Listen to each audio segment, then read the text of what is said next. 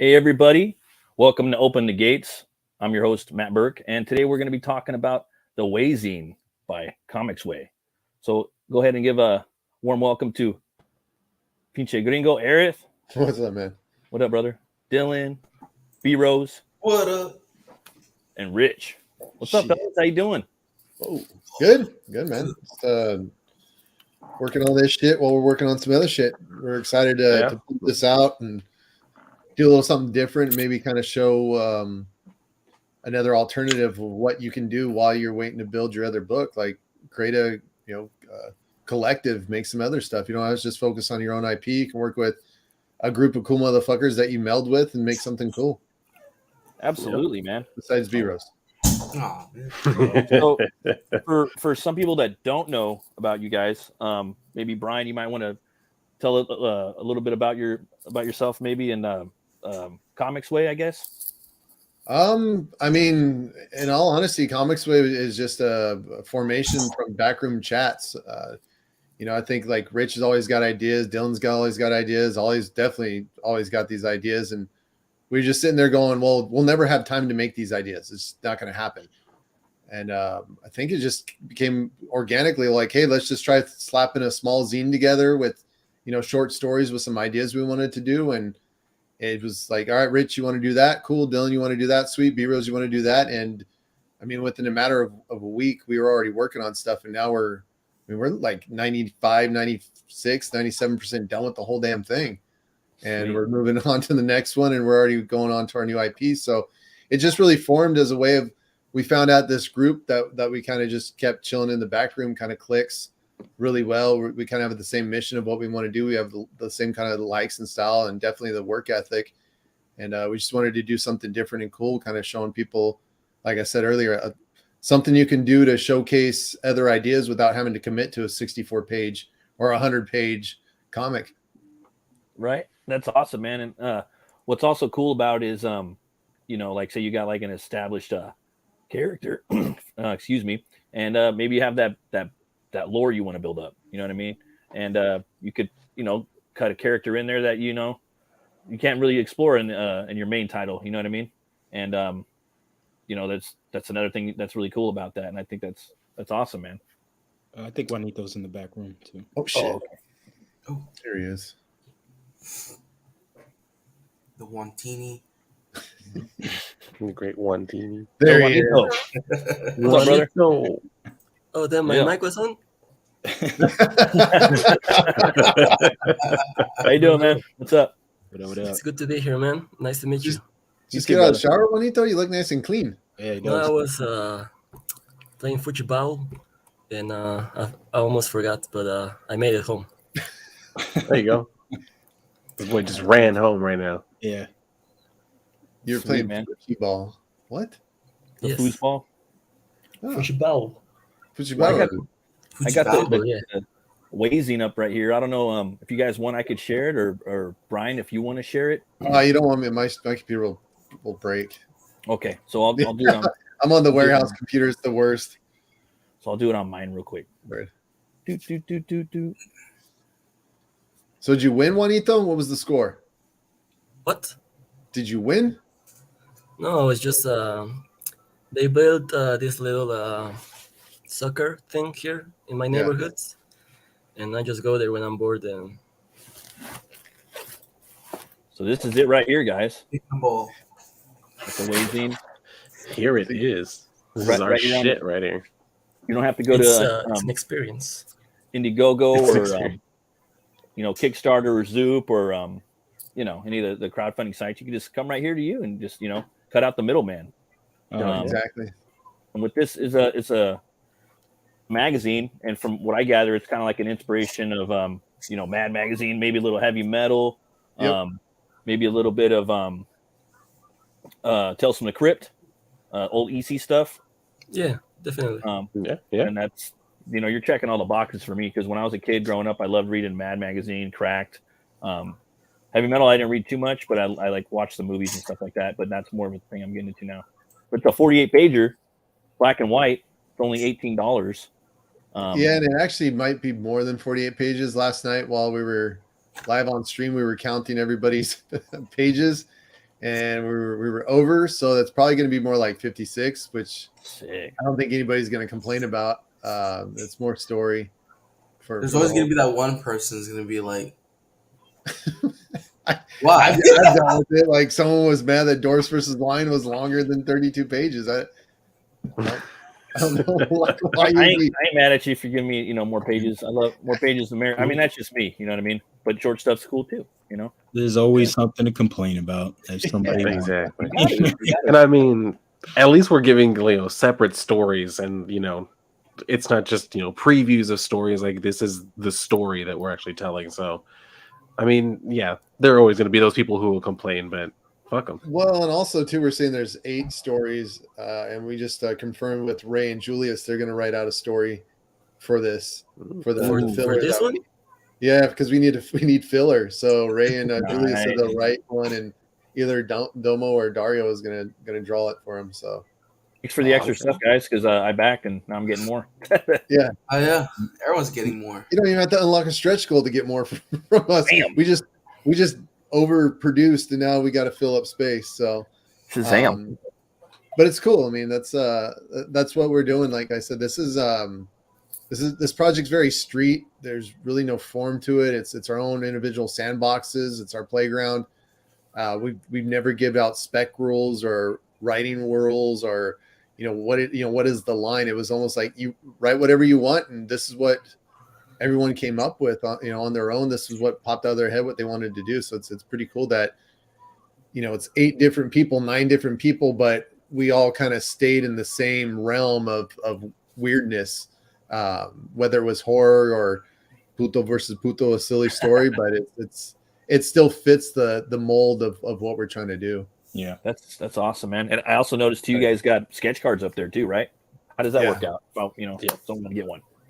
So Juanito, do you have one by chance? One of the sketch cards? Yeah. So we do 3x5 sketch cards, and so they're not tiny. Ooh. And you're getting sketch cards from guys like, I mean, when Rich was posting his artwork on the Roach Balls campaign, I mean, that shit didn't last more than 5 minutes. So here's your opportunity to get a sketch card from like Rich for $50 and a Skeevo sketch card, which those are our sketch card sizes right there. Juanito's showing off. I can't see right now, but I'm gonna come back and check it out because I just see the page. But goddamn, Oh, okay. So so yeah, then you can get from like Domo. I mean, Domo, not a lot of people don't know his art, but he's a badass. Dario, who's insane at drawing. Ollie, who's not known for his drawing. Everyone thinks he's a color and letterist. He's a badass artist too. You can get a sketch card from him. So we're giving you the ability to, and especially a Skibo. I mean, that guy, one, to even get that guy to do work for you is next to impossible.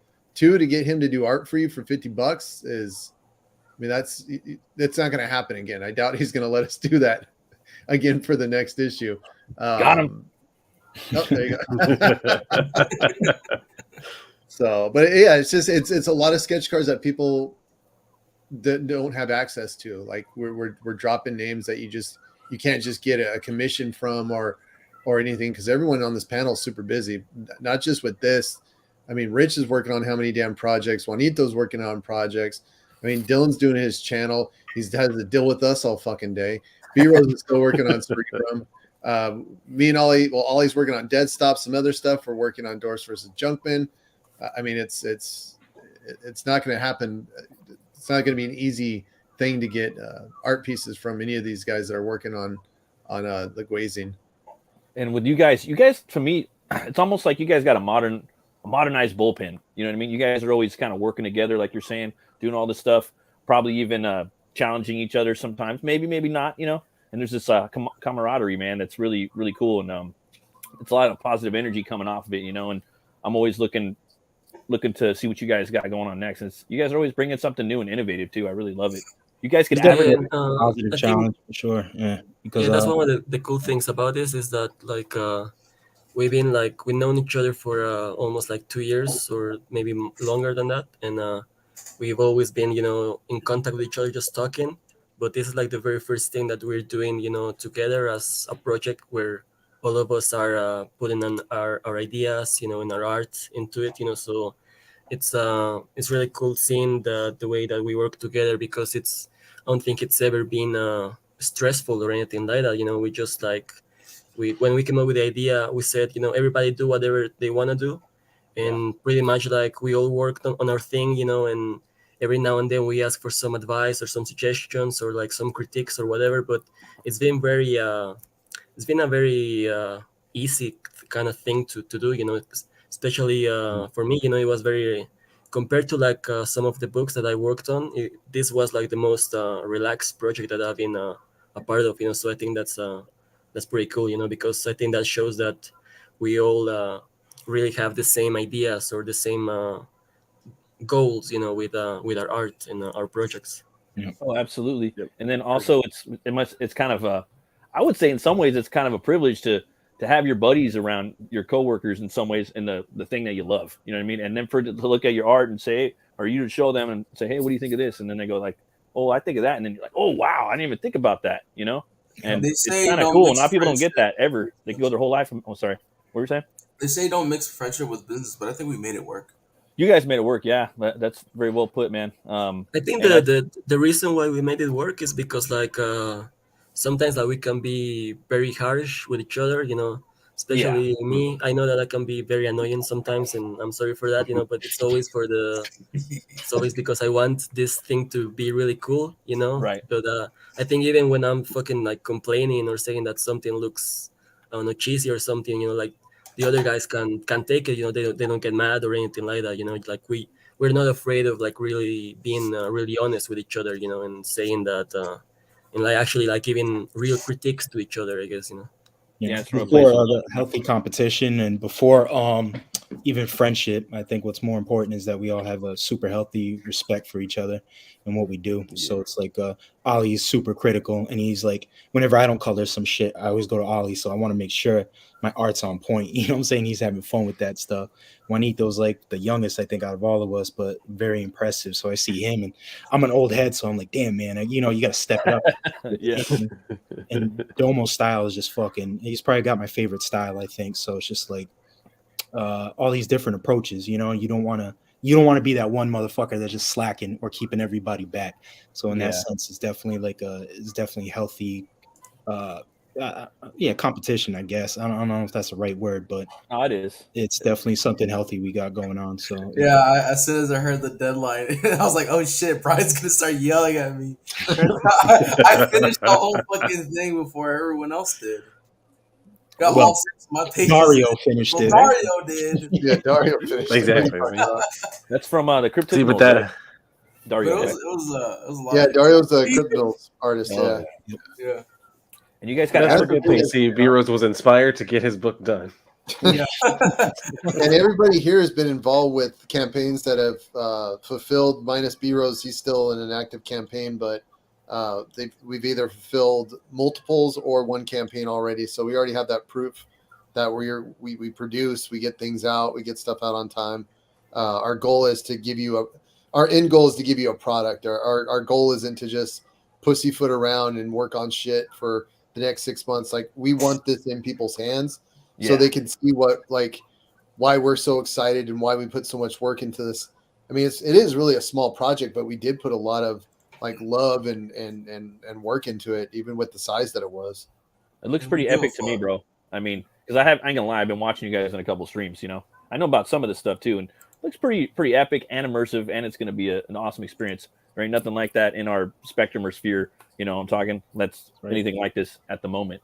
So that is I correct. wanted to ask, man, you guys have an advert page, right? You guys got a page so people can advertise their book or other project in there, right? Yep. Yeah, whatever you want, and they're almost out. So this is kind of like our end goal is to have this be our main revenue generator, so we can get the book down to $5, but enough to where everyone's getting paid to work 2 weeks solid to knock out content, so we can make this thing 100 pages for $5 and just have this be the steal of a deal, right? For everybody.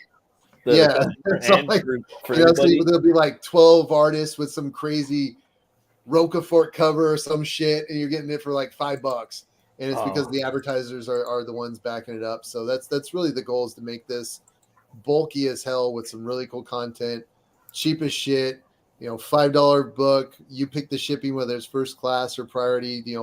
We don't even look at the shipping. It's the customers deciding that part. Sweet.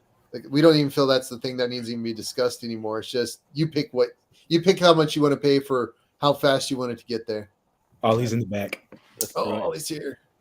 Let's see here. Can we fit him? Let's see. Let me try it out. Sorry, guys.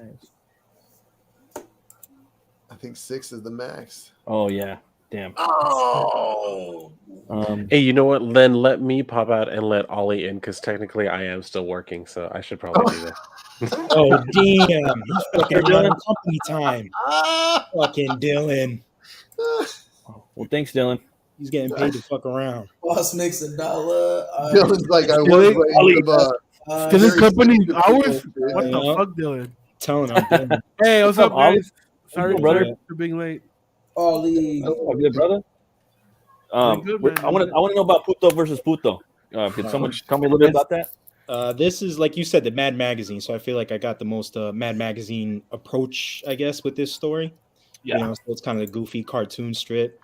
And Puto versus Puto started off like as a joke, in the back room and shit. And, Yeah. I really thought that was awesome, and everything just kind of fell into place and shit. So it's basically two duck boy, bitch ass type of brothers that share the same baby mama, and they don't get along, so they're always doing shiesty ass stuff to each other to undermine or underhand each other to try to sleep on the baby mama's couch. You know what I mean? So, That sounds fun, dude.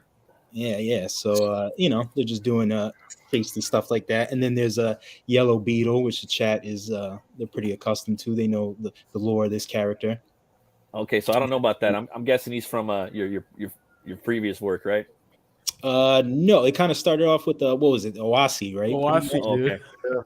Yeah. He has a story that happened with one of his artists just bouncing on him to go work at like DC or some shit like that and work on some Blue Beetle. And oh, okay. Yeah, so they came out with this whole, I guess they're doing some Yellow Beetle. I changed obviously the title and the spelling of the name, so DC Well, that's is some lore. nuts, but yeah. That's some comics way lower.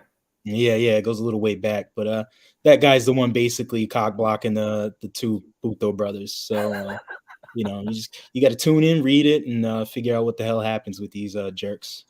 Hell yeah, dude! That shit sounds awesome. I can't wait to read it. Oh yeah. So what we have right now next is I guess Rich was more Matt magazine.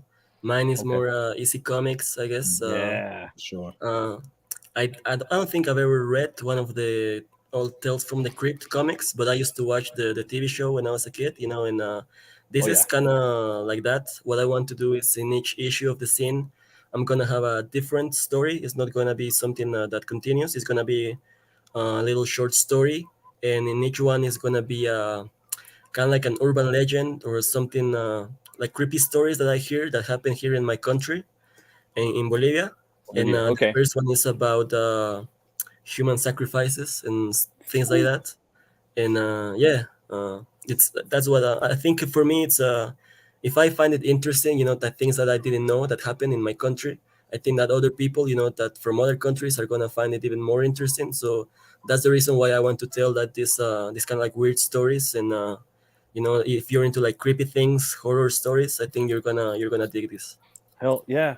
No, that's awesome, man. I've never even heard of like any scary stories from Bolivia. You know what I mean? So for me, and if I'm jumping off of Puto versus Puto and then I jump right into this, I'm going to go on an emotional roller coaster. So you're going to, I'm going to be laughing my ass off, and then I'm going to get, maybe scared a little bit. Dude, that's another thing that we've been saying, since we began promoting the scene, is that there's so many different flavors that I'm pretty sure everybody's going to find at least a couple stories that they are really going to enjoy. And even if they don't like some of the other stories as much, I'm pretty sure that they're going to find something that they really, really like, in the scene.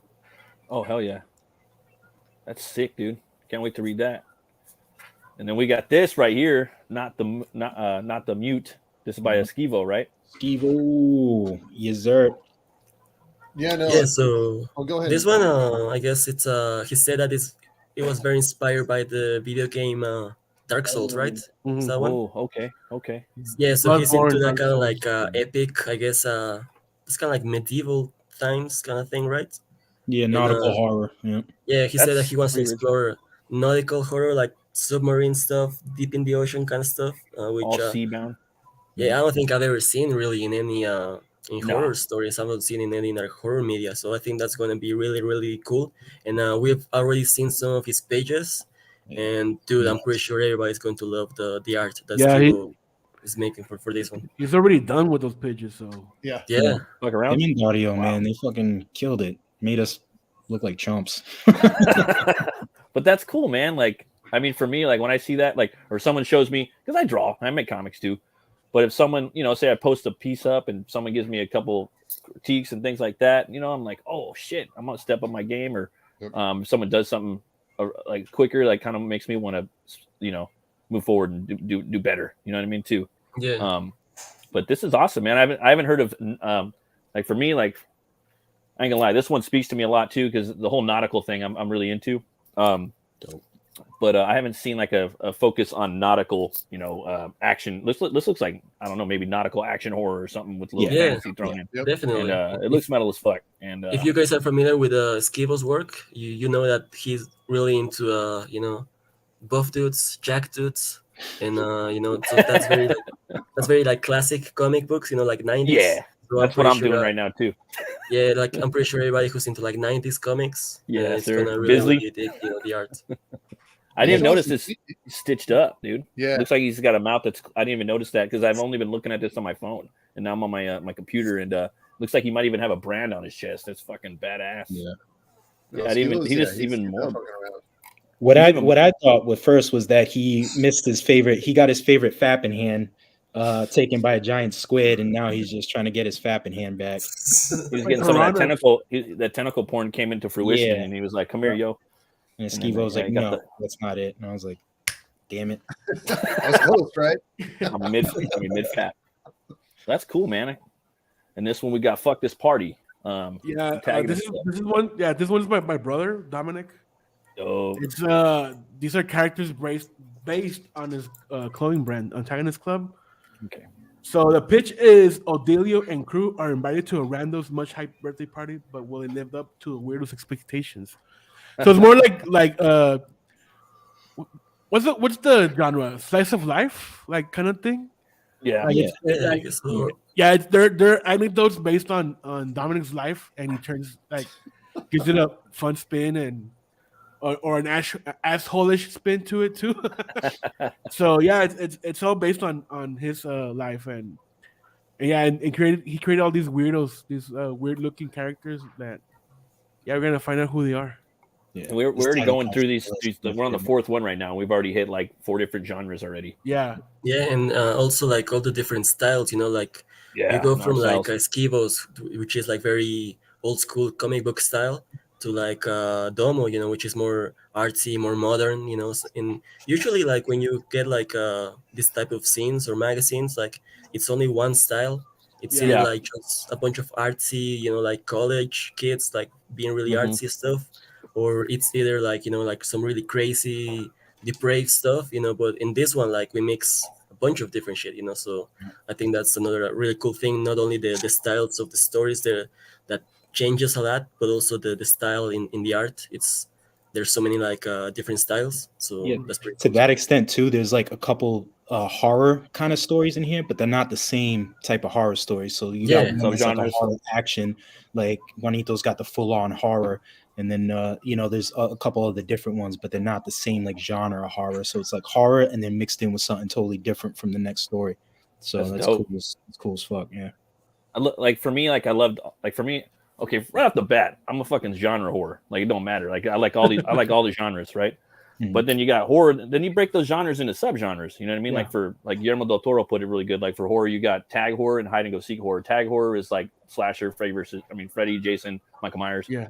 Then you got the hide and seek horror, which is like maybe Exorcist or The Conjuring or something like that. You know what I mean? And I love all these genres, man. Yeah, and even in the stories that I want to do, I'm gonna explore like different types of horror too, because in this one, like the first one is more, I guess it's not really that horror. It's more like drama because Yeah. it's kind of like dramatic because it's more suspense, I guess, because there's not really monsters and stuff like that. But Yeah. in the other ones, I want to explore some of the mythology, from my country, and Yeah. in that one, there's gonna be like fucking monsters and old beliefs and really like creepy shit, So even in our own stories, we're gonna explore Different different subgenres. in the different issues that are coming in the future, So even ourselves are gonna explore like different genres in our own stories too, Like you're saying, like for this, you got maybe like a little bit of like true crime or something with Yeah, a little it's more like demonic stuff. suspense, drama, and that kind Yeah. of stuff. Yeah. Then you might jump into some like cryptid stuff or I Yeah, don't know, It's like Desktop, Matt.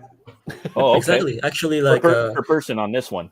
Yeah. Or I don't think per I've ever story. said this, but when we came up with the idea for the scene, I think it was around the same time when Desktop they were like promoting Desktop, Mhm. and Yeah.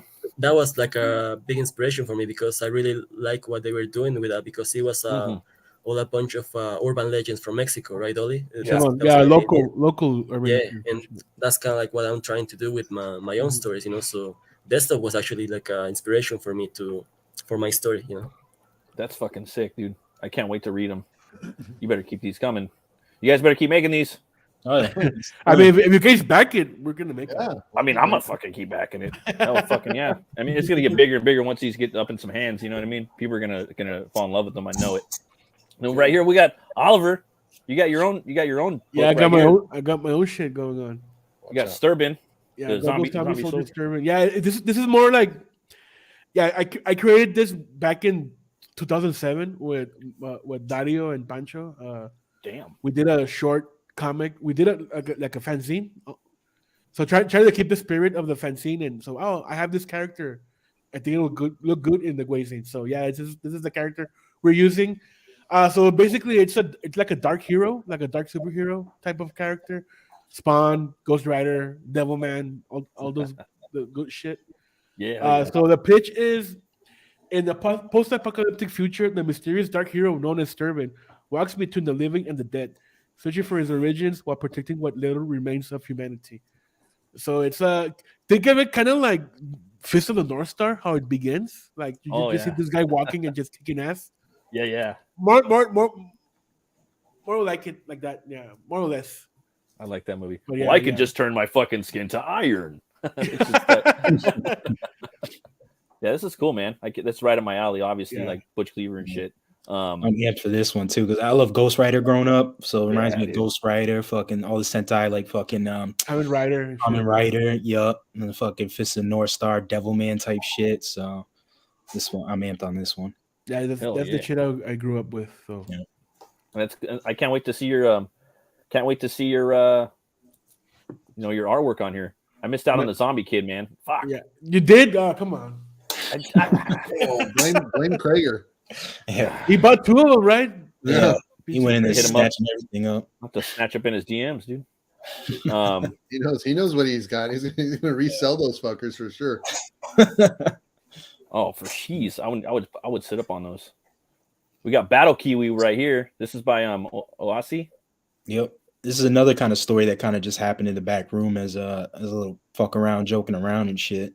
You're like, yo, what if it was like John Wick in reverse, and this dog hunting for the master and whatnot. So Oasi teamed up with his artist Ali Samada and then came up with this little good ditty right here. It was basically like a kill crazy Kiwi, little corgi and shit, just out assassinating fools and looking for his master. Based on a true story, guys. Yeah, based on a true story. Based So, on Really? real characters, I guess too. Yep. Owasi went and got lost one night, got his bussy busted, and Kiwi was out on the hunt. And this is the story. So Owasi wanted to get personal with people, and we thought this was a good approach. So He got it busted while walking the dog. So yeah. This looks Yep. like it's And gonna be pretty Battle badass. Kiwi's in will be endorsed versus Junkman too, so it's kind of cool. Oh shit, Yeah, that's Hell where yeah. Battle Kiwi started. Yeah, Doris versus Junkman. that's gonna be dope. It's kind of got that man's best friend vibe. Yep. oh Alleged- yeah, I'm I sorry. remember that movie. I was gonna say, and the funny thing is about allegedly the way that the Neanderthal were taken out. This is a side quest. It was through the Homo sapien and man's best friend. That's how we took those fuckers out. Yeah. Oh shit, Allegedly. that sounds And like then, a good story there, like a comedy. Right? Yeah. Oh, for sure. I mean, it's another side quest. 30 Days of Night creator Ben Templesmith, he had a book called Original Hate, which was his new like book, and I backed that one. And they were on the Skits show, and it's basically like, what if an archaeological team found Neanderthals, thawed them out, and took them to a museum, and they thawed out, and they were just like, boom, Original Hate. They started attacking them, and I don't know.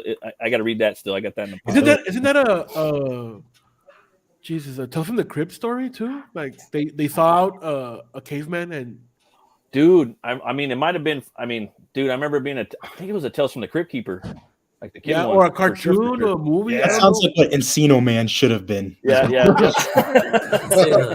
Encino Man Dark, right? Right?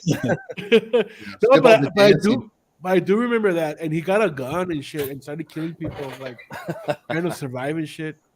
That's pretty dope. Yeah, that movie bothered me with the whole dance scene at the end. Like, I hated the fucking movies in the 80s and 90s where everyone just happened to know the dance Right? at the end. They're like, well, you know what? Fuck this. We're gonna dance. Everyone's gonna dance. They got to know where, I like, know that like go ninja, caveman go dance. ninja, go. I learned that in '87. Yeah. Side quiz. Isn't there like a movie like Encino Man, but it's a Frankenstein monster? Mm, No. I mean, obviously Young Frankenstein, but that ain't it. Yeah, because no, it was a legit Frankenstein monster. He was green with the flat head and shit, Oh, and he went to school and shit like that. No. I haven't seen it, but Let me see if I can find it, man. I saw that on Check it out. TV, like in the 90s, dude. I check it out though. That was a Juarez exclusive. It was quite exclusive. Channel 5 exclusive, man. Mm-hmm. Speaking of Frankenstein and maybe possibly his buddy's number one enemy, we got a Van Helsing book right here. Oh yeah. Yep. Nice segue. There you go. Segue. Purgatory. Segue. Shit. B-Rose. So yeah, this is my story, and the story follows this version of Van Helsing patrolling the streets of Transylvania, as reports of a werewolf sighting have become crying? more frequent. No, Sound like you're crying. no, I'm still sick, fool. Oh.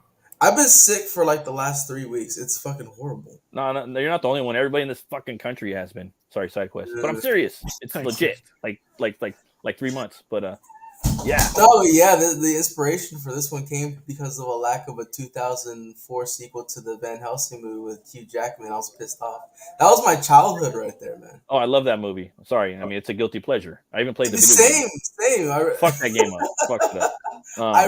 I really liked the Frankenstein monster in there too, and Oh. I was gonna go into that for Purgatory too. Oh hell yeah, dude! You got mine. I can't wait. Okay, the movie is Frankenstein: The College Years. That's the movie. Oh, okay. Yeah, I love Frankenstein, man. That was one of the first. I mean, Frankenstein's monster. I always forget. Even I'm getting up there in age, but that was one of the first I drew. You know, him and Batman. This is weird. Damn. Frankenstein.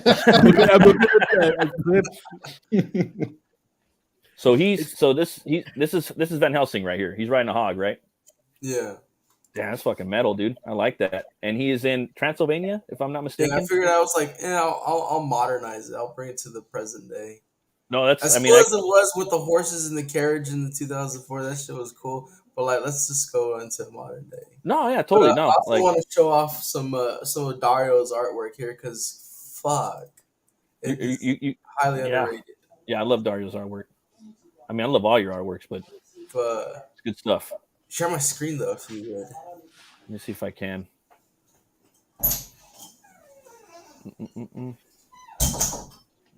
What are you doing, P-Rose? I'm not doing anything. Nothing yet. Okay, where's the artwork, Miros? Yeah, where's the artwork? I have it pulled up. No, you don't.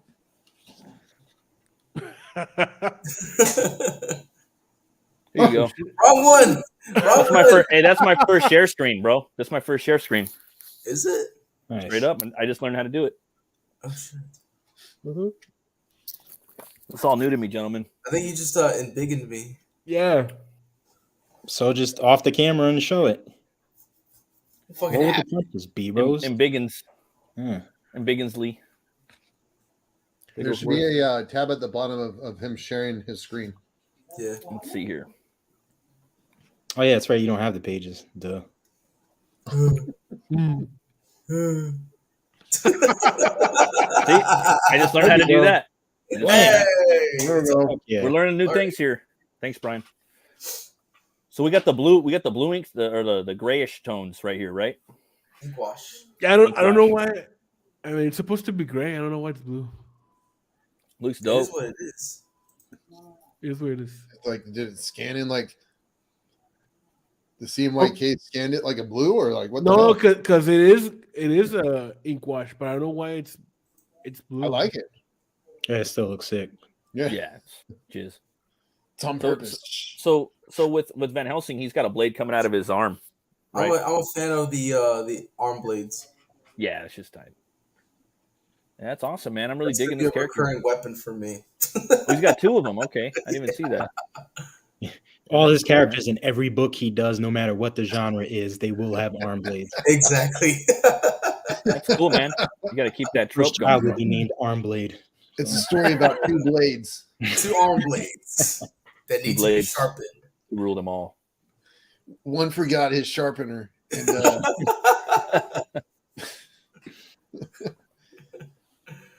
Yeah, that's that's cool, great, man. Tori. Dario's been amazing, and That's cool, man. Don't get me wrong. I love the biker warriors. What time period is this in? This is modern times, you said? yeah. Okay, dope. it's in And Lincoln, we got- Nebraska. We got some hell bitches right here. This is by Juanito Yes. and Oh, yeah. you, Brian, huh?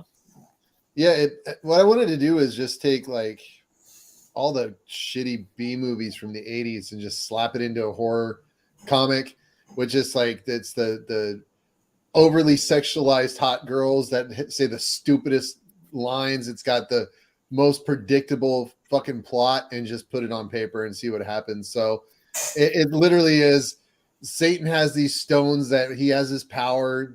This ghoul stole from him, took him to Earth because they want to be able to bring hell on Earth and rule the Earth. They break the stones up into 6 different ghouls, and the agents, who are known as the Hell Bitches, kind of like the Charlie's Angels, go up to Earth to kill these ghouls to get the stones back, so Satan can rule hell once again. So literally, that's all it is. There's going to be no plot twist. It's these 3 chicks beating up ghouls. Well, that's That's pretty it. straightforward. Yep, And the art. With their boobs. with their boobies. Oh yeah, you got the motor head right there. The motor in the head. That's awesome, dude. This is gonna be it's gonna be a fun book right there. And you said Charlie's Angels. I didn't even think about that. Yeah, You know what I mean? It's It's like- just it's- like Hell's Angels, Charlie's Hell's Angels. There you go. Mm. Hell yeah, that's gonna be a fun one. Oh, what? We got the Ape Apocalypse. This is a Dwarfs versus Junkman story.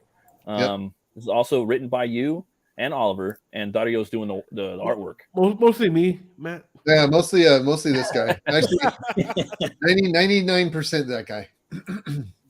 Oh man, and this is the arrogant one, right? Yeah, that's Arrogant Ape. So it was a way like Ollie and I were talking. Oh, we need this prologue for Dwarfs versus Junkman, a 6-page prologue, and then I think Ollie was just like, well, let's just put a short story in the zine, so we don't have to worry about establishing backstory for every character. We can do it here. So people are like, well, how the fuck does Ape get into this junkyard? Well, now we'll figure it out this way.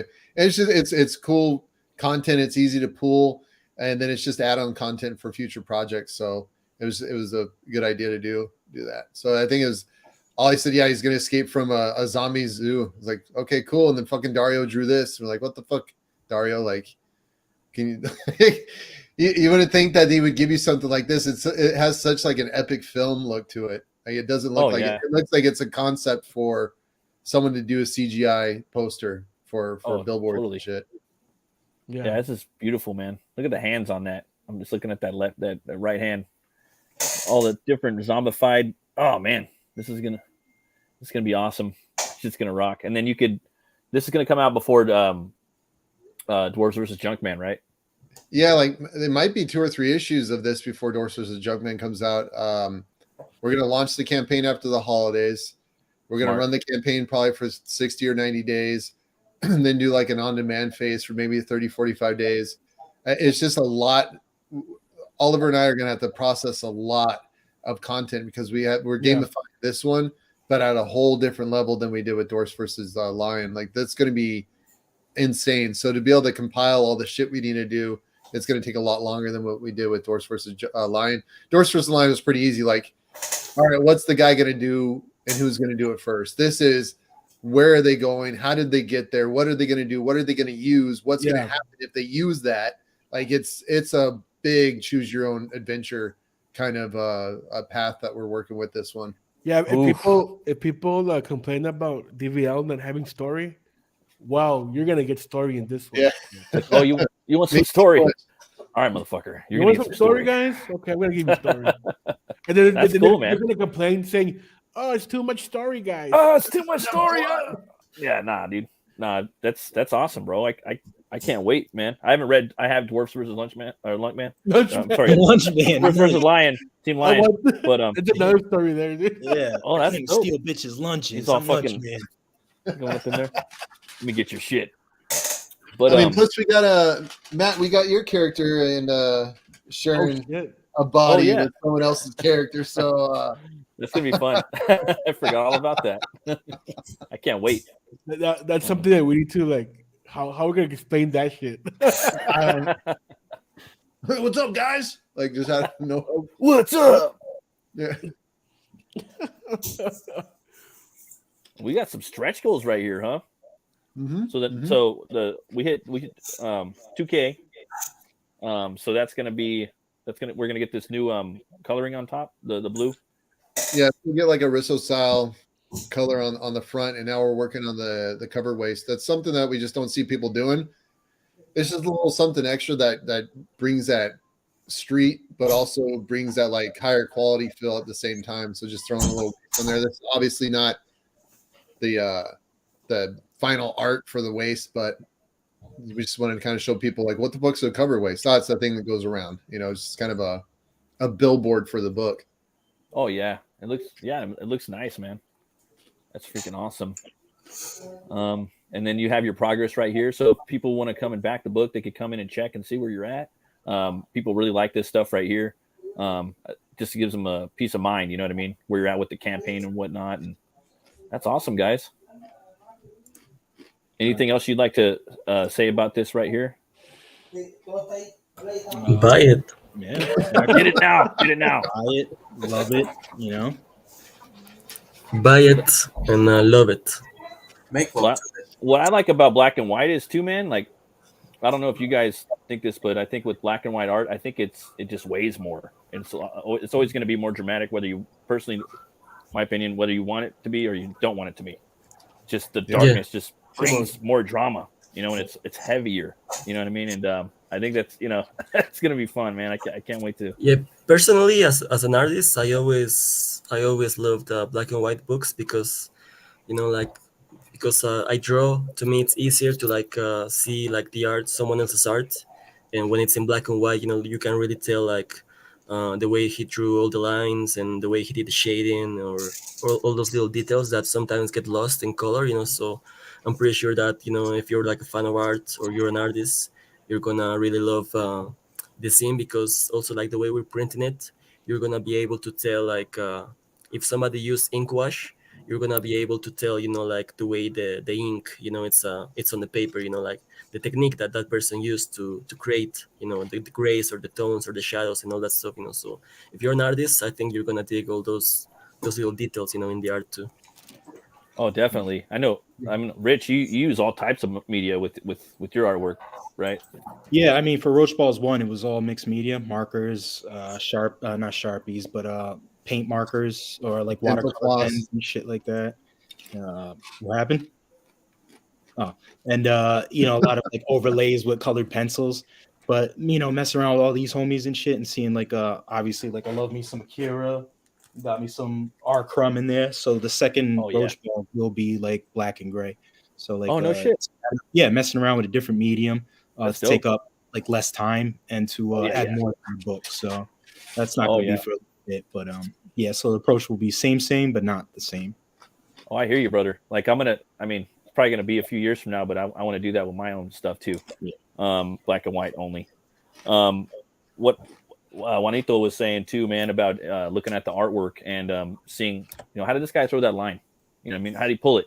From what direction? How did he do that? Where was the brush going? You know what I mean? Like for me, like I like to look at that. And sometimes when you're exploring a creator's technique, it's easier with black and white. Yeah, But then sometimes there's a color, and sometimes the color the colorist paints over it. You can't see it, And that's one thing I like about Oliver's style of coloring. He when he does color, he leaves the colors in there to where it doesn't hide the pencils or the inks, and Unless it's your signature. yeah, right. Actually, He'll color it.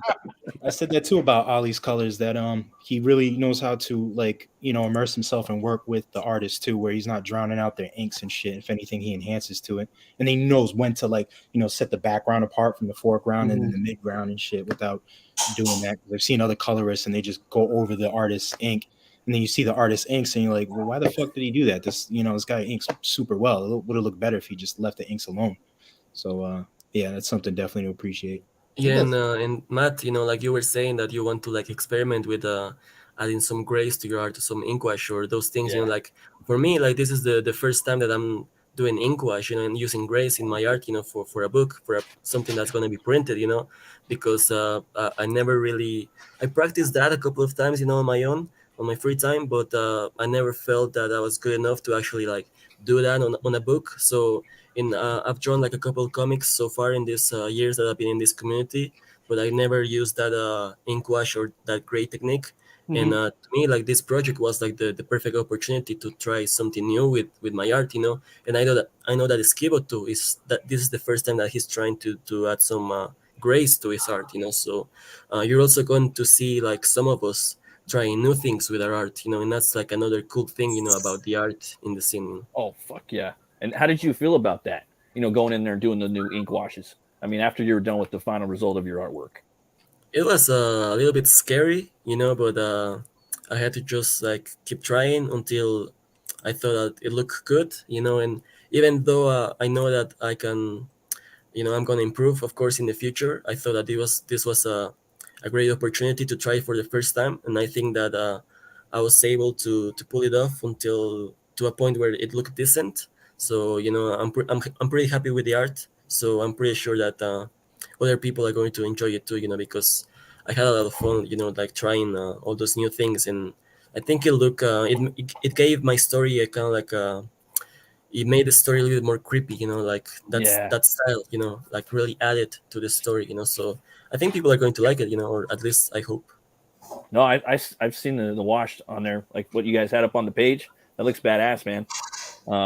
Yeah, that's really cool, man. Like, it's good to have that outlet for you to expand, and to try different things for your characters, for your art form, for your lore, for your universe. You know what I mean? You could do all these things in this book. You know what I mean? And sometimes you can't do that. You know what I mean? And I don't know, man. That's really awesome that with this book, there's so many different aspects of the creative process, the storytelling, the immersion of when you actually back the book and read it from the consumer or customer perspective. That's awesome, man. Yeah, and I think that that's another cool thing about our group is that most of us are artists, and or the ones that are not artists, like Brian, he really loves art. He really has a good eye for like cool art and art that's different or has like a certain style. So like I think that the fact that we love art so much and we care about the art a lot is only makes all of our projects better. Because it's not like I see like some other magazines and they are just like compilations of things that people already printed in the past, or just Oh like yeah. things that they had like I don't know, in the back, just say that they never put out. But it's not that they made a magazine to showcase like cool art. It was just to use things that they never use. It's kind of like a second thought type of thing. But for us it was more about doing something that's really cool that people are going to enjoy, and people are going to be really amazed by looking at the things that we're doing. And I think that's another cool thing about us, is that we really care about the art and not just putting something out just for no reason, I guess. Yeah, and it's like current with you and current with what you're thinking and what your mindset is and what you're doing, what you're experimenting with your art. You know, that's freaking awesome, man. I gotta ask you guys though, what's your favorite metal band? Shit. That's pretty Um, it would have to be a tie, and it's weird because they used to like be one with the other, but it's either Soulfly or Sepultura for me. So Sick. You like Il Nino? I used to as a kid. Like I listened to them a bit, and then I think I got into like a couple of their like other albums afterwards, and I was just like, eh. But Yeah. I rock some El Nino. Some of their shit's pretty dope. Yeah, a while back. What about you, I Juanito? always opened up for Soulfly, dude. That's fucking yeah. That was a long time ago though. Nice. Yeah, they're dope. The tribal fucking. I think Yeah. they kicked I love off that tribal metal, dude. Them and Sepultura, you know. Yeah. Sepultura, Brazilian legends, South America represent. Oh. For me, I was when I was younger, I was really heavy into punk. I didn't really listen to anything else. I was one of those kids that I discovered that kind of music and I became obsessed with it. And my favorite band was the Misfits. But Nice. after that, I kind of like expanded a little bit and I started listening to more metal. You know, because of my brother, he got a couple metal songs in his cell phone, and I was a big fan of System of a Down, Yeah. Iron Maiden.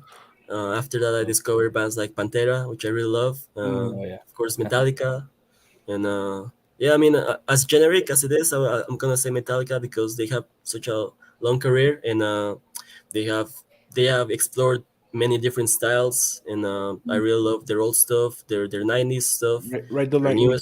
newer stuff. You Yep. know, so I guess I have to say Metallica. Hell yeah. What about you, Oliver?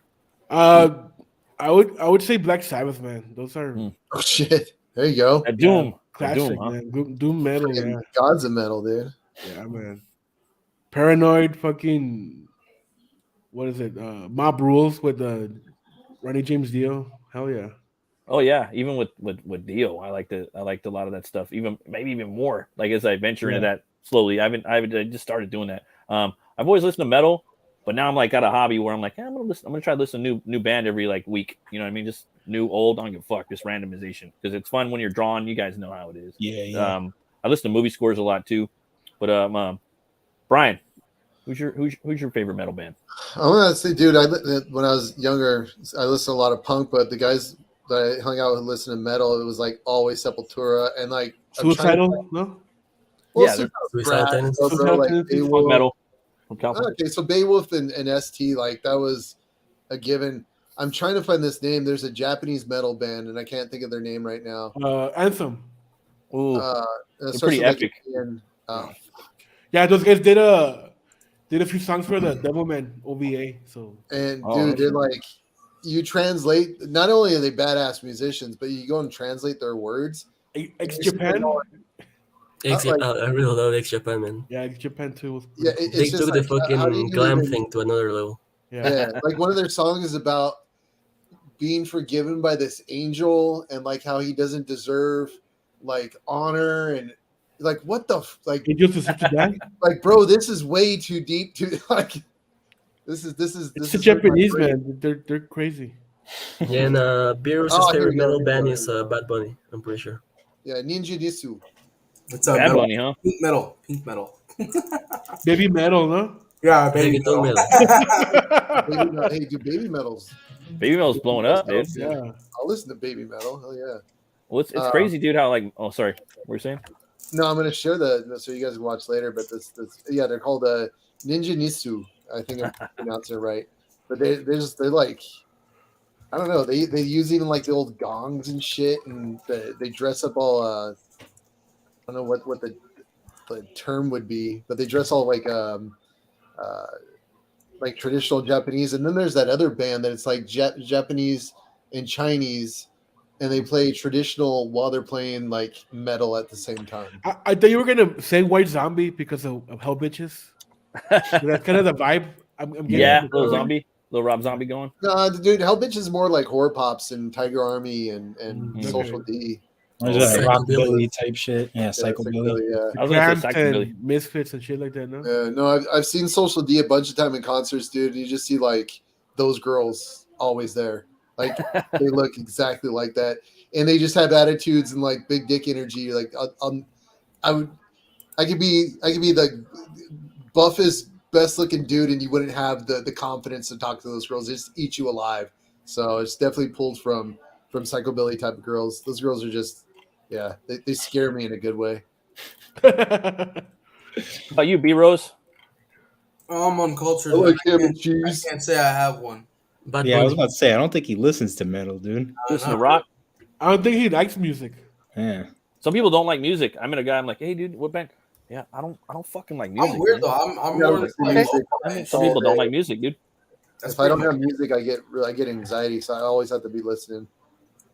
For me, it's either I got to be making music or making comics. Like it's one or the other. And sometimes if I'm lucky, I could get to do both. Dude, honestly, I've been like, I admire musicians, man, because Uh, how do you come up with fucking those riffs or the rhythms or the yeah? I mean, I want to do Yeah. that shit too. And I think with metal and or sorry, with music in general, like you could sit there and like deconstruct again, SideQuest. You could deconstruct the like song a bunch of times, write a song, and be like, oh, let's do this, let's do that, do that. But I think that first initial like gut reaction concept of the song is the best way to go.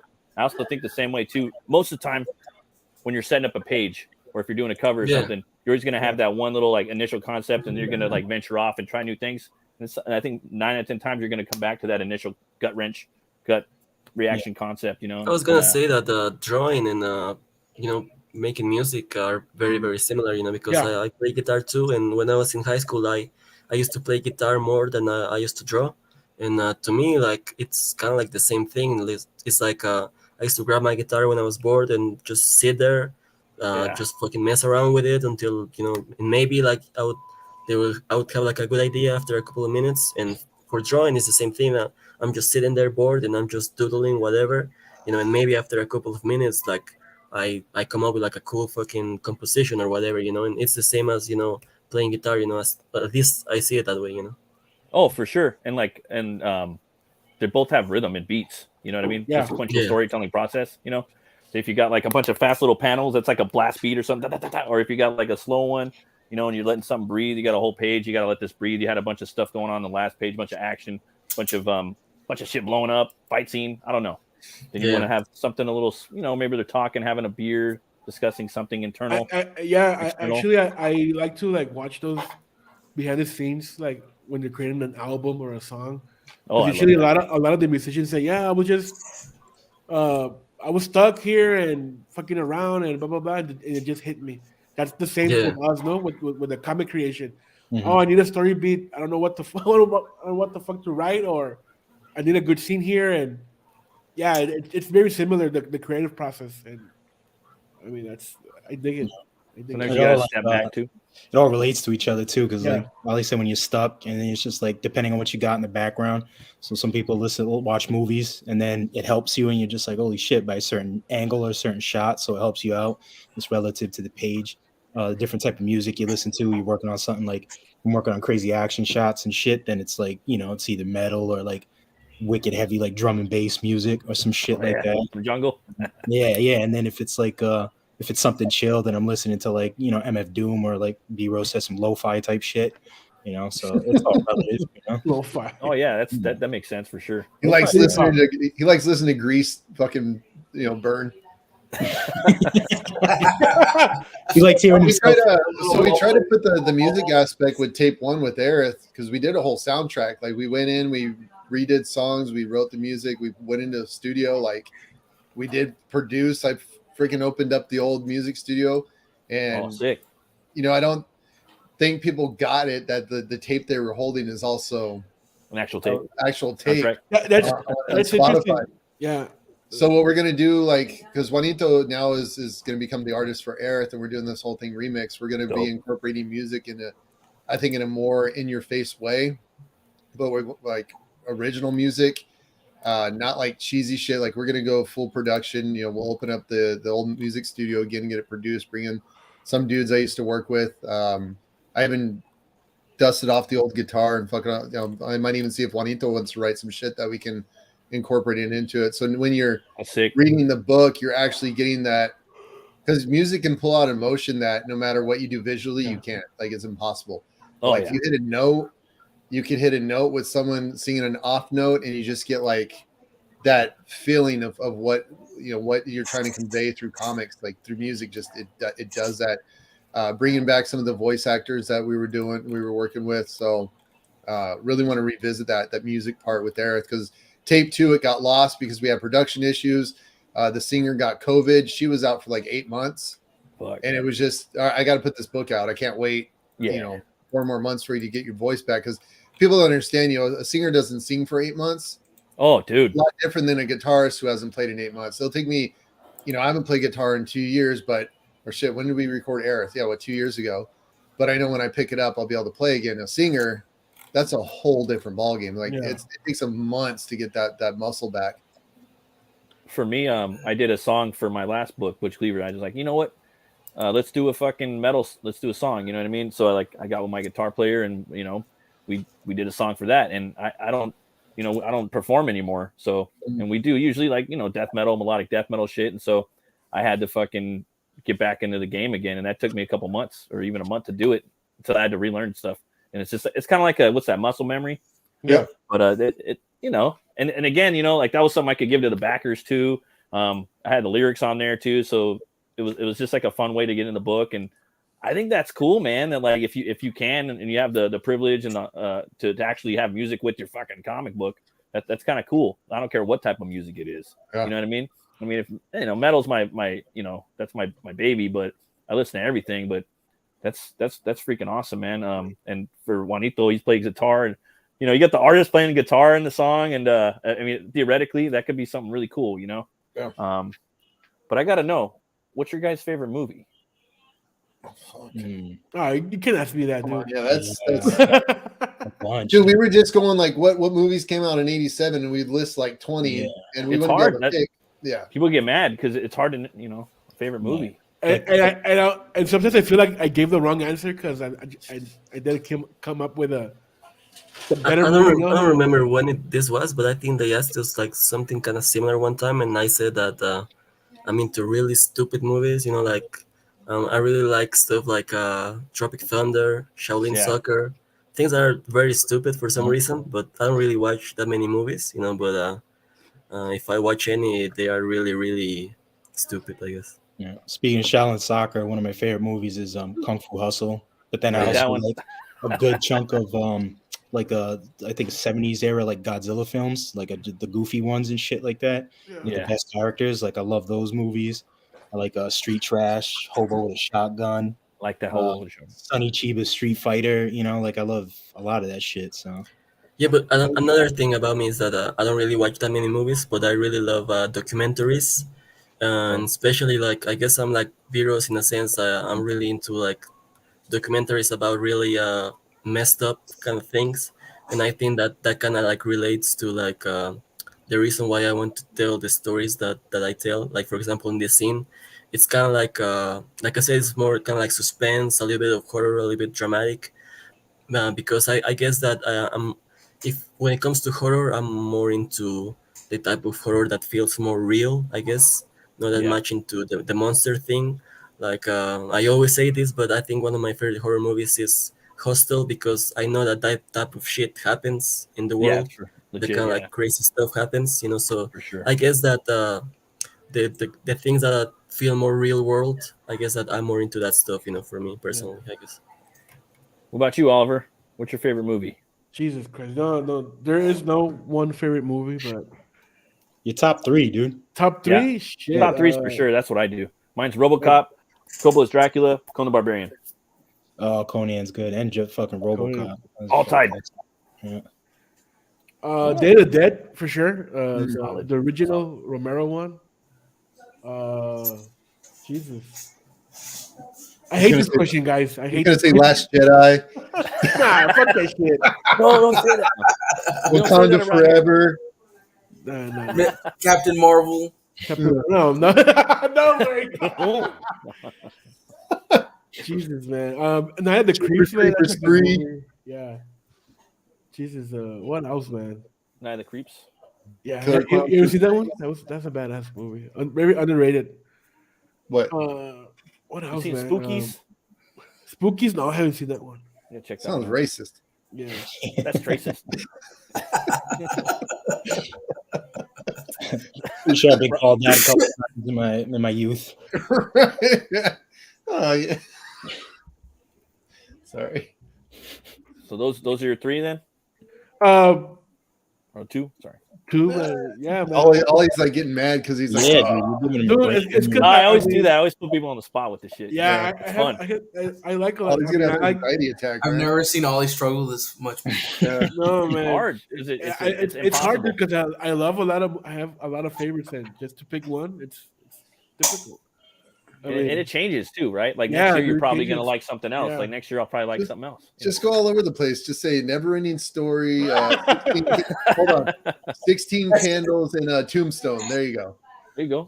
well, that's a very eclectic Tombstone's list. solid though. That's like one, probably Yeah, like it's Tombstone's one of arguably those the best movies, I don't western care ever if it's made. on like TV and there's gonna be commercials. I'll sit and watch it. Tombstone's a badass movie. Yeah, Like Side Quest, like Val Kilmer, probably the best cowboy ever committed to screen. Ooh, hot take. Like Yeah, and there's thousands of westerns, but it's like he's so fucking good in that movie. You know what I mean? I mean, Val Kilmer's good in it, like every movie. Yeah, he is. He was a badass in Even the the 90s, Christmas man. movies he's in. He was Elvis in True Romance. He was Batman. He was Jim Morrison. He was Mad Mardigan. You know, like the list goes on. Like in the 90s, Yeah, he was you running. ever watch showrunner. you ever watch the documentary about him when he was doing the Jim Morrison thing? Like they were When he freaking sang on out. the soundtrack. Because, yeah, 'cause yeah, he like they were came in- freaking out because he was getting in such character. Even like the old band members were like, "Dude, he's possessed by Jim Morrison. Like his body movements, his tics, his voice, like he made his voice Jim Morrison's voice, like to the T, like scary to the T." Another he good sounded- documentary is The Island of Dr. Moreau and how Val Oh Kilmer- yeah, Oh, you saw, yeah. dude. that The, movie. Yeah, Yeah, it was the a good documentary, It was dude, wild. is better than the movie. Yeah, Right, that was right. a wild documentary, dude. so you got two, Oliver. You got one more. The Crow. There you go. Okay, solid. I love me some Crow. Oh shit.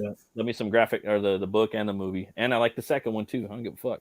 Oh shit! Ooh. Oh, City of Angels. Ah, that's edgy, dude. That's Ooh. edgy. Trigger warning. dude. What about you? What about you, Brian? What's your favorite movie? Oh, He went MIA. I'll go. The Wolf of Wall Street.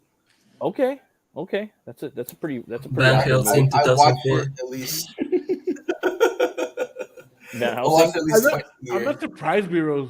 Really, honestly, for that. Like, To be honest, now that I think about it, I remember that movie, that Van Helsing movie. Yeah, It was pretty dope, man. yeah, it wasn't dope bad. as fuck. I mean, it's got a lot of charm. Like the And I old, really, like I the really old like movies. the designs for the monsters. I think they were pretty original. Yes, validation. Well, there's Brian. What's your favorite movie, Brian? Tombstone, Never-Ending Story, and you go. 16 Candles. Okay, okay. I got two of those, and I had 16 Candles at one point, but I don't have it anymore. I got lost. In I just always wanted to be Jake Ryan in that movie, so that was my like goal in life, to be driving mom and dad's Porsche, picking up right. Yeah, being 17, picking up 16-year-old chicks. Yeah, that was my dream. Good shit, man. Favorite beer? You guys got a favorite beer? What's your favorite beer? Oh, I don't. fucking Guinness. Okay, Hands like down, me some Guinness. Guinness is solid. I'm a rare drinker. I rarely drink, but when I do, I think it's either between Stella or Modelo. So I like Oh. Modelo Negra. It's Modelo yeah, time. Modelo, I'm with Modelo or yeah, or it's so Victoria. good. Victoria, I like. You guys ever had a Estrella, Jalisco? Wow. That one's fire. It's bomb. It's like tequila, or it's like Corona, but way better. I was drinking the shit out of that when I went down to Guadalajara. Bonito. I not don't really open drink up that for it? much, but He to can't be drink. honest, I think most underage. Oh, you can't? alcoholic beverage Oh shit! I didn't know. Oh my bad. are Never mind. pretty. They taste pretty bad. I think most alcohol tastes pretty bad. Yeah, But it's bad. I remember, I think like the first time I drank beer, I was like 14 or something, and I was going with my uncle to the mall, and there was like this girl offering beer at the door, like these little cups or Oh, whatever, really? and she gave one to my uncle, and he didn't want it, and he gave it to me, and it was like some sort of like special beer, chocolate beer or something like that. And that was like the first time I drank beer, and I remember really liking that one for some reason, and I guess I became an alcoholic after that. Chocolate in it. Wow. What about you, Brian? You're saying what were we saying? I like Captain Morgan beer. Yeah, that's pretty good. I don't drink beer. It's just I'll just drink Captain Morgan or I'm afraid to admit it, but fucking that kombucha shit's really fucking good too. Yeah, kombucha. It's good for the gut. I got some Kraken too. I like a good rum. That or like a rye whiskey. I'm getting that little itch right there. I'll drop I'll get a little tumbler and drop ice cube in there. Pour a shot or 3 in there. Sip on that, and usually I'm pretty good, but that doesn't mean it's gonna work all the time. B Rose, what about you, brother? Matt, I need to dip out. I have a actual work meeting that I'm already getting fucking texts that I'm late. So if you want to bring Dylan back in, but thanks for having us on, man. But I gotta bounce, or I'm gonna get yelled at by my boss, who's also my wife. So Later, brother. Take it easy. For me, it's Guinness. Oh yeah, you said Guinness. Sorry. Yeah, you said Guinness. Cool, man. It's really smooth, and you Also, another thing that I remember we used to do in high school is that they used to buy what's that thing that Beers had, the orange juice, the big bottle. What's that thing called? Sunny D. Yeah, but the bottle, that thing. I got some Sunny D today. That's a jug. The jug, they used to buy like one of those jugs of like orange juice, Tampico, and they would buy like pure rubbing alcohol, and they would put it in the fucking orange juice. Bolivian jungle juice. Yeah, and they would drink that. I remember that. And also they would mix they would get some sort of alcohol, like whiskey or one of those things from their dads, like one of those bottles. And they would mix it with Sprite. And I remember we used to drink that too for some reason.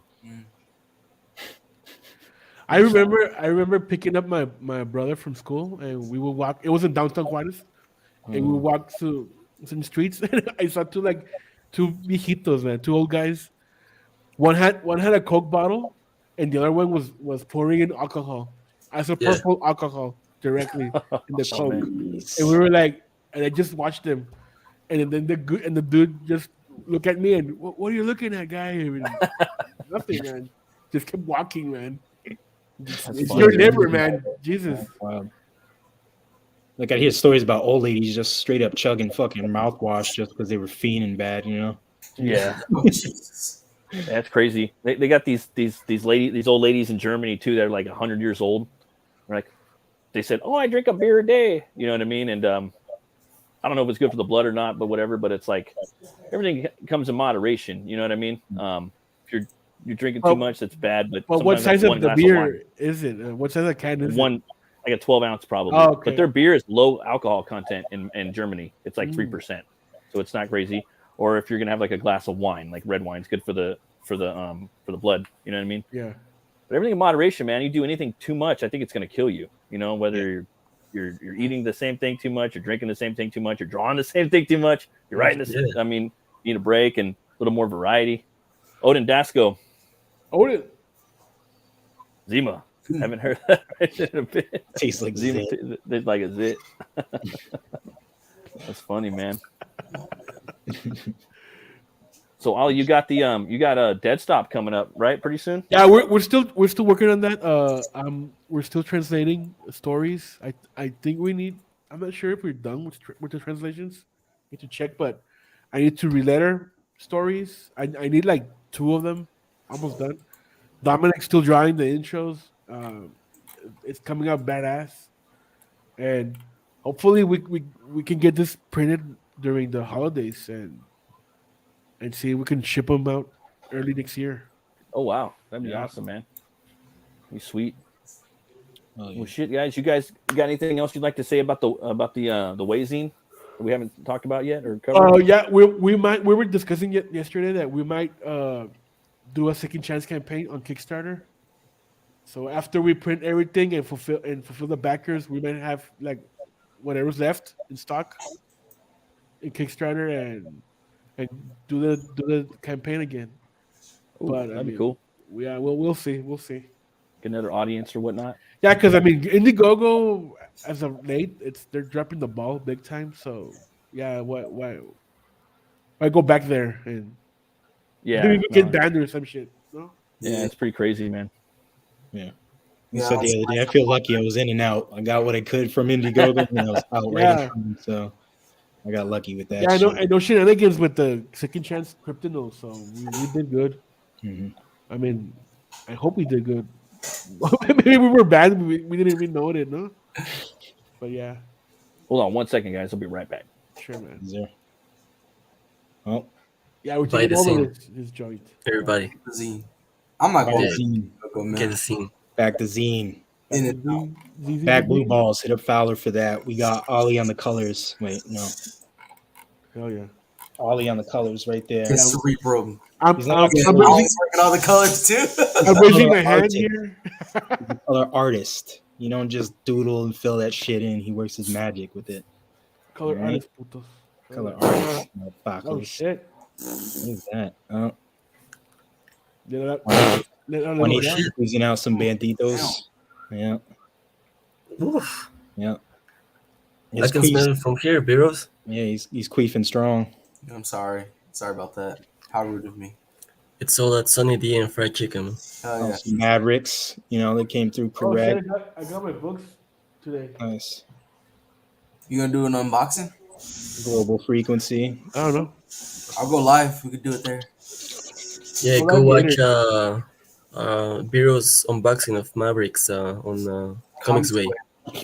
Yeah, yesterday. Go sub to Comics Way if you already have it. Yeah. Your mech sucks. No, your mech sucks. Your mech's got a bigger dick than yours. I No. know. You have your mechs. I got my mechs. Your arm blade. Oh man. Uh-oh. Hey, who's angry there? Who's Oh, fighting? we got the maintenance over here at the apartments because we had a water leak, Oh, and so it was just dripping everywhere. Did you just tell him that you just don't know how to use the toilet? Or you know? I'm too embarrassed, man. I'm too dude, embarrassed for that. the maintenance guy came over and you saw the big turn in the toilet. Bro, okay. So I was leaning against the wall because I was trying to move out the curtain out the way and shit. Yeah. And so like my hand sinks in there and I'm like, oh shit, the fucking drywall is soggy from the back. And so now we have a giant hand-sized crater in the wall. No. Oh, man. Soggy If you hands by the grader. You still got Cerebrum up in on IGG right Yeah, now, right? it's still in demand. Ollie's working on the colors on that one. Yep. Sick. We're looking for a 2023 fulfillment, and as soon as pages come in, I update immediately. And yeah, I'm not, with the whole thing going on, I'm not going back to Indiegogo. I'm just gonna be like on Kickstarter. Then I'm just gonna, talk to Brian about developing a website and all that. So, like I said, anyone that signed up immediately got that 15% off lifetime discount. Whenever Oh yeah, whenever we do launch the Remember that. website. But since I can't figure out who did and who didn't, No mames. I figured why not? I'm a man of the people. I'm just gonna give everyone that lifetime reward. Let's do it. oh that's solid, Dude, dude. last night on our show, Julius was like talking about one of his theories about the shadow ban. Uh-huh. They're saying that GoFundMe is behind this. Yeah, I've heard Yeah, about because that they before. partnered up and they're very left. They're cleaning house. No, they're like It's hard hiding to tell, you know what I mean? Like really what it is, but then like what is your gut feeling? Like I'm gonna ask you, what does your gut feeling tell you about why this is happening? Just the first thing you think in your head. Be I honest personally don't have any experience or know-how with all that stuff. So the one thing that I'm just gonna go off because what I've seen like kind of is I guess some of this cross promoting, and then some of maybe the common sense stuff where it's like no titties or no gratuitous violence on the front thing. And like most of these, like not all of them, but I've noticed like a good amount of these campaigns that I've got shadow banned have had like gratuitous violence or titties all over the thing. So Dude, I got a guy getting shot up and I'm still like. I'm still up in the. Is it a guy or is it a cyborg or something? It's a dude. Okay. So I'm not sure. So I have no experience, you know what I'm saying, or know-how, or I'm kind of ignorant to all that. Yeah, So. I think it's a like a case by case thing. Because Well, as long as they still don't pay attention to me, and as long as I still keep my head underground. yeah. Yeah, I'm I mean, Also, never- I mean, Ethan has a shit ton of eBay links on this campaign. Yeah. I mean that for sure is not making Indiegogo happy, dude. Why are you taking business, like driving business out of the platform, no? So and they're saying that that's breaking TOS, and so that might be like reason why you're shadow banned. So I think that's like logical, no? Yeah. It makes sense that if you promote other campaigns or platforms, not bringing business into IGG. Well, yeah, they don't care. I mean, fuck you, shadow ban you. What do you It's think, all pretty Juanito? confusing. What I do you mean, think I was about gonna say that I personally never had my own campaign, I guess, on IGG, but from what I've seen, I mean, I've always been one of those people that when something happens, the first thing I look at is like what was my part on that thing that happened, you know, and Yeah, like Rich was saying, in a lot of these campaigns, I see like things that I go, yeah, I can understand why they wouldn't like that, you know, like sure. certain images or certain words that they use or certain, you know, phrasings or whatever, you know. So a lot of times it's like I mean, of course, like they don't like this kind of images and they don't like this kind of words in there, so you use them. I mean, it's pretty obvious, I guess, for at least for me, I can see like why they would maybe like they wouldn't like your campaign being there. And but then again, I see some other campaigns where it's I don't really see, I couldn't really see a reason why they would do something like that. But to be honest, like now I think it's kind of like it's been more of some people think that they are shadow banned and they just straight up say it Yeah, without any like proof. But I think that now it's kind of like a buzzword to maybe get some more attention to your own projects. And yeah. I mean, whatever is your grind, you know. But I think that maybe some people are seeing things that aren't really there, you know. Yeah. I mean, bottom line, dude, it is a business, and you have to adapt to what they want, no? Yeah. What their Yeah. Business is specifications. business. So You're in their house. yeah, So you're in their house, yeah. man. Yeah. You can't take a dump on their Yeah. living room and And if you expect to don't get want to follow someone else's rules, that's what Brian did. You know, he yeah. made his own website. You know, but if you're using someone else's website, you have to follow their rules. It's you're at in their home, like, you know, like these guys were saying. You know, so it is what it is. I mean, in the same breath too, I've seen like when the shit first started out, I've seen certain creators get shadow banned, complain about it, obviously, and then I've seen like bigger creators kind of brag about how they were getting personal letters from Indiegogo talking about we can't wait till you get another campaign going on and shit. So it was like in the same week, a couple days apart from each other. So it's just like it's all fucking confusing, you know? There's a huge disconnect, honestly. Yeah. Hard. So it's The just bigger guys are not paying attention to the little guys, yeah. and yeah, and the little guys are looking up to the bigger guys, and they don't give a shit. So I Yeah. mean, it's So if I was to give any healthy advice as a small time creator, I mean, for all small time creators or whatever, however you want to phrase that, stop jocking these big time creators. Stop Oh jocking. yeah. Yeah. Stop. Yeah. A Don't look up man's to gotta have them. his own Just path. respect what they do. Sure, you know, respect their work. Fine. Yeah. But don't live in their shadow. Don't ride their fucking coattails. Don't sit there. If they ain't offering, you know, any constructive criticism, good advice, if they're not, you know, out of the kindness of their heart or like good criticism and shit helping you out, ignore them. They ain't gonna do shit for you. Fuck them. Just If keep you can take from follow their your platform. trail. Keep going your way.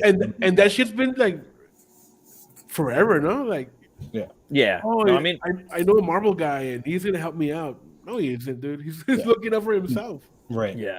You got to Yeah, carve so- your own path out there. You Yeah, know, yeah. you got to do your own thing. Man's That's got why to you guys gotta make zines and shit and go out there. No, I mean exactly. You know, and the zines are a good way. Like you guys all have your own tight ass IPs. They're fucking awesome. Yeah. And then you guys can do the IP or do the you could do the Gueyzine sometimes, and people could get more content from you and probably even some more lore from you. You know what I mean? That's another added bonus. That's a part of it. I was only gonna say, Rich, you got another book out right now called Blue Balls. Yeah, it's not out. It will be out soon enough and shit. So it's pretty good triad of some talent right there with Matty Fowler writing it. So if anybody is interested in that, you got to hit him up directly in his DMs, get all that information and shit, because it's on the grimy, grody, like underground type style and shit. So we ain't gonna really try to flex that too much on Indiegogo. I think at some time down the road, I was talking to him today, like Yeah. probably do something on a broader scale with that, maybe some sort of crowdfunding site or whatever. But we haven't like etched out the details or anything like that. But for right now, you can just hit him up. It's a crossover between Tiger Blue and Sully Cucaracha.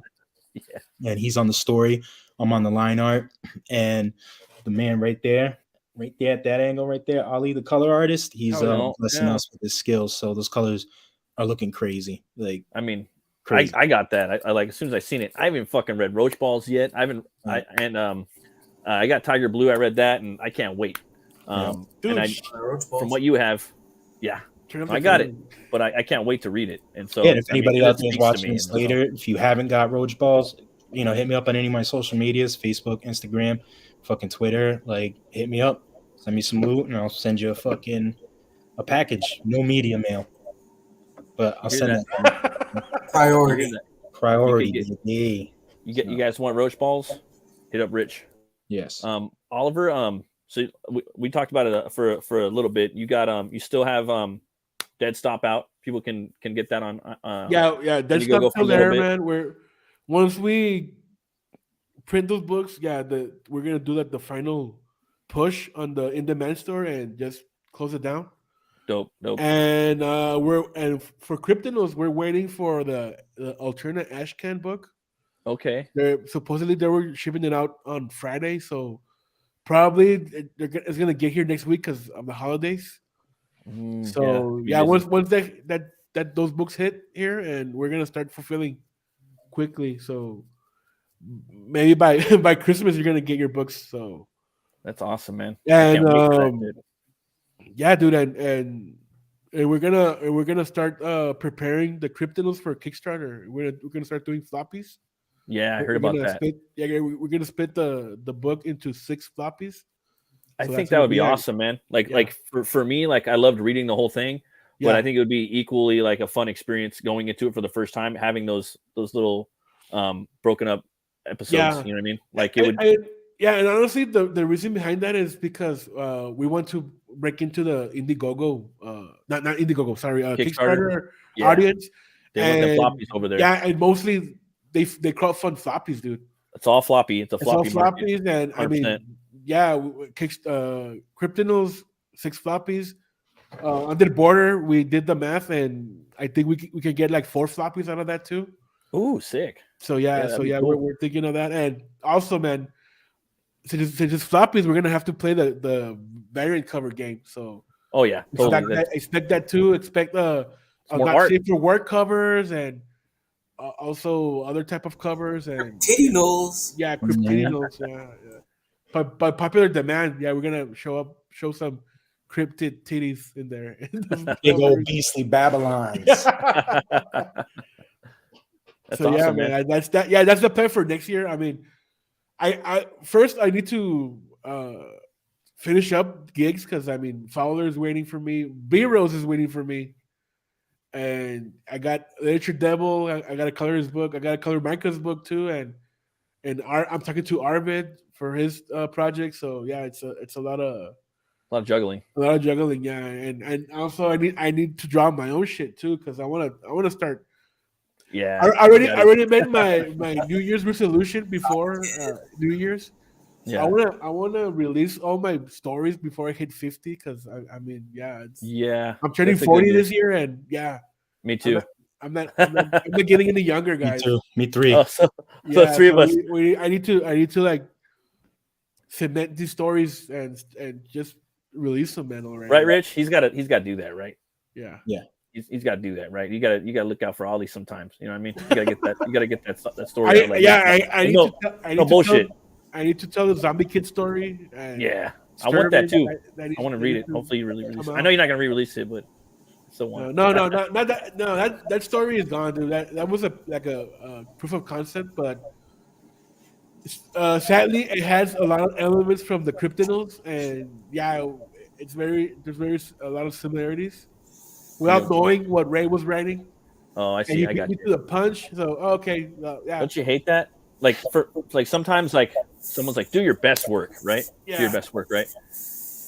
And what if your best work was something somebody already did, like structure wise and concept wise for a piece, and the same angle, the same everything? You're like, well, fuck, my best work is potentially someone else, and it's like I don't even want to do it now. Yeah, and actually, I have a lot of pages of that book done already. And they're not going to be released because I mean, why would you want to read Kryptonos again? I mean, what? Yeah. I'm on the stream still. Well, you never know though, man. So, You yeah. never know. Like there might be a little slice I mean, that's different, you know. it might be an But I'm just saying. ashcan or something like, hey, we're doing this, so I might retool it, restructure it for next time. But yeah, this was the proof of concept. I'll Before. still read it. I don't care if it's same as Cryptidals or not. You know what I mean? I'm sure it's gonna be bad. I'm sure it'd be badass. For the completionist. Yeah, and Yeah, just things that's are not gonna be bad. similar, bro. Like, sometimes it's just gonna happen. You know what I mean? Even with your buddies, they might have.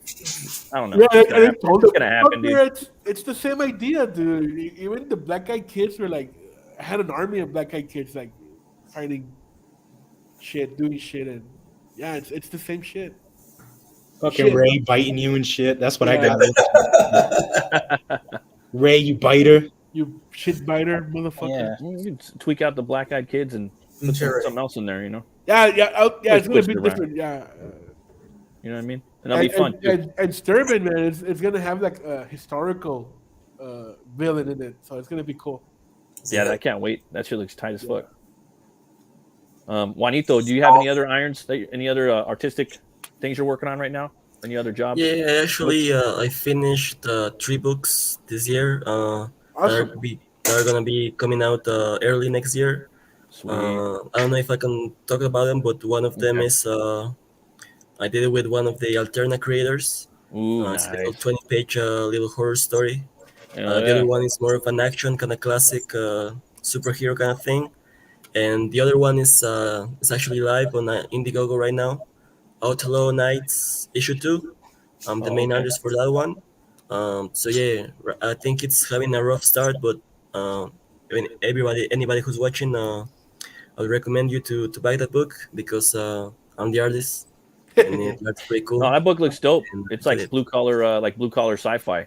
Like for me, that's Yeah, what I call it. exactly. Like Alien. You know what I mean? Like dirty, Yeah, like trucker I did a sci-fi. couple of You know? I did a couple of pinups. I think for the first one, and the guy hired me to be the main artist for issue 2, Yeah. and I finished it a couple of days ago. Did all the pages, and that one is gonna be coming out next year too. And Yeah, in the scene, looks I'm dope. already halfway done with my story, and Brian just sent me the script for his other pages, and I'm pretty sure I'm gonna have all those pages ready before the end of the month. So go buy the scene. I Hell guess. yeah, man. Show off. Yeah, and the zine will get a bunch of different Juanito stuff. If you keep making them, you know what I mean? That's gonna be awesome. Yeah. Almost there, one strip away, and my story's done, and I just gotta work on sketch cards and random shit. I ain't gonna lie, I'm kind of jealous of you guys, man. That's pretty. What you guys got going? That's pretty awesome, because you're working on your stuff. I know you're fucking like busy as fuck, but from my perspective, it's just like, damn, that's kind of cool. You know what I mean? How you have the zine, you got your own book. It's stressful, man. I don't No, I wish know. I don't wish it upon you, man. Right? Man, Yeah, man, but, you're I'm good. over man. here like, Yeah, woo. you're good, man. Don't worry about it, man. Yeah, but also, like, to be honest, I feel very, very lucky to be part of a crew of not only people who have such cool art styles that I really love. Like I've said this a bunch of times. From the first time I saw like Rich's art, I was always really impressed because me it's too. one of those styles that is very different. It's not something that you see every day. And Yeah. when I look at Esquivo's art, which is more classic comic book, which of course I also really, really love, which it's kind of like more. It's kind of closer to my style, which is classic comics. And Esquivo is like whole different level. 656 guys, of course, like all the things they do, I always really loved.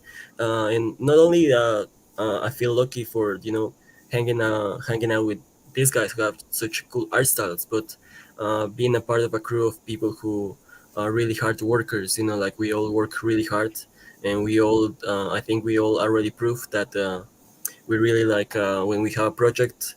You don't have to wait 3 fucking years to get it. Like you're gonna get it. In a couple short period, I guess. And I'm pretty sure that most of the people who back the scene are not worried of that it's gonna take us years. For us to like have this finish.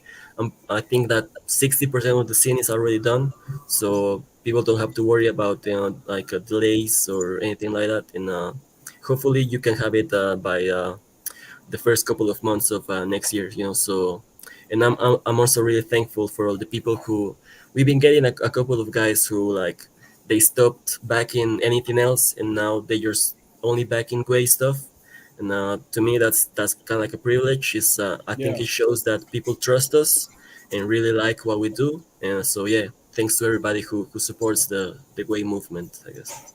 Hell, To that man. extent, what I was talking about earlier, stop looking up to these like bigger clowns or whatever, because they're off running in their own circus. Is I came into this like in a short like almost just over a year now, with a no fuck around type of mentality. And one of the first impressive like people I saw on streams was 656. And I was like, holy shit, these guys are consistent. Everything they dropped is just fucking fuego, just pure fire. And then now I feel like I'm blessed enough where now collaborating with a collective of the same type of no fuck around mentality and shit. You know what I'm saying? And nobody's on no crazy high horse. It's all like, you know what I'm saying? We've all got such a dope mentality with different acquired skills, but all the same heart. You know, so it's if that's good advice too. Like if you get with somebody, you know, make sure they got the same type of drive as you and shit, if not more. And then just get in where you fit in, man, and just make sure it's a good fit. So Hell yeah, man. Exacto, man. Well put. Yep. Well, shoot, guys. I think we're gonna wrap it up right now. Everyone that's watching, go back to Gueyzine. I have the link in the description. Got to get it. Get it now, and it's gonna be there for just a limited time. B Rose, where can we find you at, brother? You'll find me at Black Rose Comics with the X on Twitter, and then regular spelling Black Rose Comics on everything else. Rumble now, even Truth Minds. Smart. No Facebook, not yet, but like it is what it is. He's on Facebook. He's on Facebook. I'm like his only friend on Facebook. Yeah, he's the only one that likes my memes and my shit posts. Thank you, Rich. I love you. I love you too, buddy. So, Rich, where could everybody find you at? Facebook, like in B Rose's memes and shit. Instagram, I drop a lot of artwork and keep busy with the stories there, and Twitter, you know. And then every Sunday now, Comics Way, go subscribe to our YouTube channel, please. We talk shit. We show off a lot of work. We don't really do that politics crap. We might throw a jab or two, but we don't really stay on that crap. We don't, you know, nobody likes shit on our shoes. All right. We like our kicks fresh. And then, so please sub to that. And back to Gueyzine. So, yeah. Oh, yeah. Oliver, where can people find you? I'm on Twitter, only8656. Also, you can check us out at 656 Comics on Twitter, Instagram, YouTube. Also, we do a show every Sunday night, Domingazos. Which is if you want to hear a fucking Ray rant, go there. And yeah, dude, Facebook, it's still there, dude, but it's not active, but we're still there, and yeah, follow us and subscribe, man. Yeah. Hell yeah. And thank you, Twitter is Cancer. Thank you for sticking around with us. Yeah, back to scene, bro.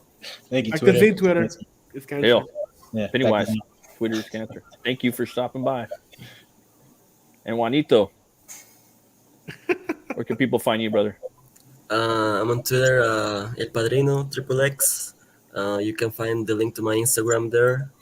Facebook, Juan Carlos Sanabria Villarreal, my real name. It's only my family there, I guess. But yeah, whatever.